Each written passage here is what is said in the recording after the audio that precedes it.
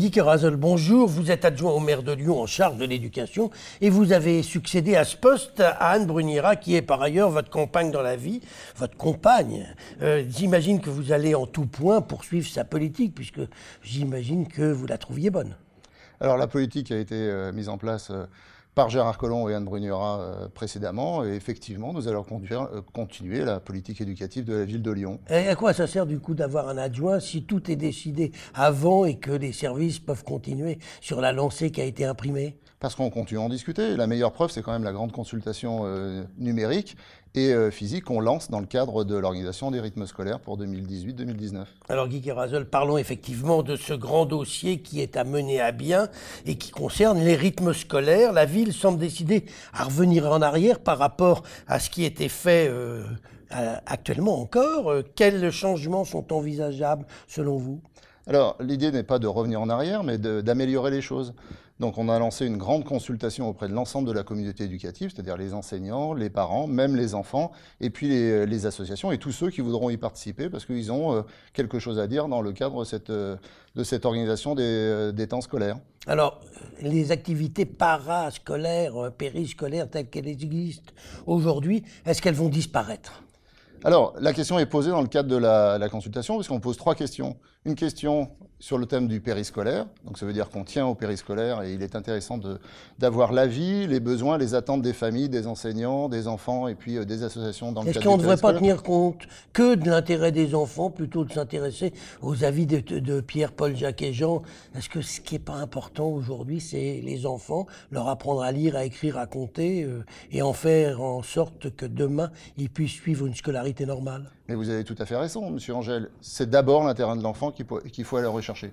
Mais vous savez aussi qu'il y a des intérêts qui sont parfois divergents de la communauté éducative. L'enseignant n'a pas forcément un intérêt complémentaire ou qui va dans le même sens que les parents, même s'ils ont tous à l'esprit, chacun dans leur rôle, l'intérêt de l'enfant. Vous êtes sûr que tout le monde a ça à l'esprit? Ils ont ça à l'esprit de manière principale, mais de manière accessoire. Je pense effectivement qu'il y a d'autres éléments qui rentrent en jeu et qu'il faut prendre en compte pour mener correctement une politique éducative à la ville de Lyon. Alors vous avez parlé de cette grande consultation, vous avez parlé d'une consultation numérique. Ça se passe comment là, la consultation actuellement? Alors la consultation numérique, elle a été lancée depuis le 11 octobre, elle ira jusqu'à début décembre. L'idée, c'est de proposer 3 thèmes de réflexion à l'ensemble de la communauté. C'est une consultation ouverte, il n'y a pas de questions fermées, que des thèmes ouverts dans lesquels les internautes échangent et produisent sur un site. Donc vous allez sur lyon.fr et vous aurez directement le site internet qui est conduit par une plateforme numérique